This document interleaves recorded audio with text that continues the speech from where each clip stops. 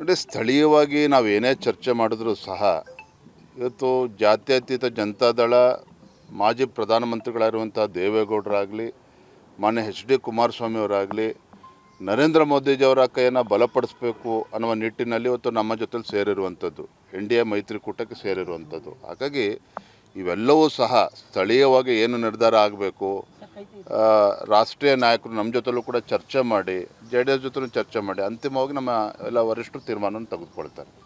Thank you, ಧನ್ಯವಾದ. Sir, ಇದೊಂದು VB Ramji ಇದು ಚರ್ಚೆ ಆಗಿದೆ ಸರ್, ಅದರ ವಿರುದ್ಧ ರಾಜ್ಯಾದ್ಯಂತ ಹೋರಾಟ ಮಾಡ್ತೀವಿ ಅಂತ. ಪ್ರಧಾನಮಂತ್ರಿ ನರೇಂದ್ರ ಮೋದಿಜಿಯವರು ಒಂದು ಒಳ್ಳೆ ಉದ್ದೇಶವನ್ನು ಇಟ್ಕೊಂಡು ಮನ್ರೇಗಾ ಅದನ್ನು ವಿಕಸಿತ ಭಾರತ ರಾಮ್ಜಿ ಅಂಥೇಳಿ ಕೇವಲ ಹೆಸರು ಬದಲಾವಣೆ ಅಷ್ಟೇ ಅಲ್ಲ, ಮಹಾತ್ಮ ಗಾಂಧೀಜಿಯವರ ಕನಸನ್ನು ನನಸು ಮಾಡುವ ನಿಟ್ಟಿನಲ್ಲಿ.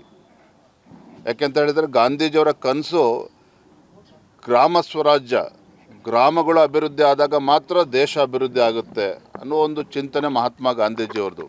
ಪ್ರಧಾನಮಂತ್ರಿ ನರೇಂದ್ರ ಮೋದಿಜಿಯವರು ಸಹ ಏನು ಕಳೆದ ಹಲವಾರು ವರ್ಷಗಳಿಂದ 2006ರಲ್ಲಿ ಇವತ್ತೇನು ಮನ್ರೇಗಾ ಅಂತೇಳಿ ಪ್ರಾರಂಭ ಆದಂಥ ಈ ಒಂದು ಯೋಜನೆ ಹಗರಣಗಳು, ಭ್ರಷ್ಟಾಚಾರ, ಆ ಬಡವರಿಗೆ ಹಣ ತಲುಪದೇ ಇರುವಂಥದ್ದು, ಹಳ್ಳಿಗಳಲ್ಲಿ ಗ್ರಾಮೀಣ ಭಾಗದಲ್ಲಿ ಅಭಿವೃದ್ಧಿ ಆಗದೇ ಇರುವಂಥದ್ದು, ಯಾವ ಗುಂಡಿ ತೋಡ್ತಾರೋ ಅದನ್ನೇ ಮುಚ್ತಾರೆ.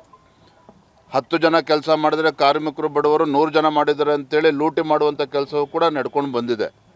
ಆದರೆ ಇದೆಲ್ಲದಕ್ಕೂ ಕೂಡ ಇತಿಶ್ರೀ ಹಾಡಿ ಪ್ರಧಾನಮಂತ್ರಿಗಳು ನರೇಂದ್ರ ಮೋದಿಜಿಯವರ ಅಪೇಕ್ಷೆ ಇರುವಂಥದ್ದು ಗ್ರಾಮೀಣ ಭಾಗದಲ್ಲಿ ಇವತ್ತು ಒಂದು ಅಸೆಟ್ ಕ್ರಿಯೇಷನ್ ಆಗಬೇಕು, ಗ್ರಾಮೀಣ ಭಾಗದಲ್ಲಿ ಅಭಿವೃದ್ಧಿ ಆಗಬೇಕು.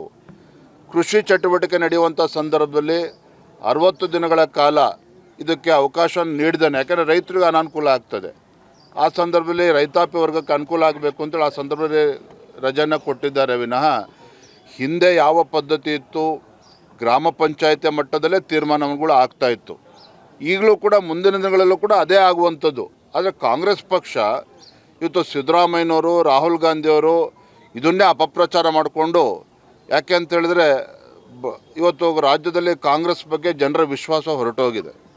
ಹಾಗಾಗಿ ಈ ವಿಚಾರ ತೆಗೆದುಕೊಂಡು ಮಹಾತ್ಮ ಗಾಂಧಿಯವರ 2ನೇ ಬಾರಿ ಕೊಲೆಯನ್ನು ಮಾಡುವಂಥ ಕೆಲಸ ಭಾರತೀಯ ಜನತಾ ಪಾರ್ಟಿ ಮಾಡಿದೆ ಅಂತೇಳಿ ಅಪಪ್ರಚಾರ ಮಾಡೋದಕ್ಕೆ ಹೊರಟಿದ್ದಾರೆ.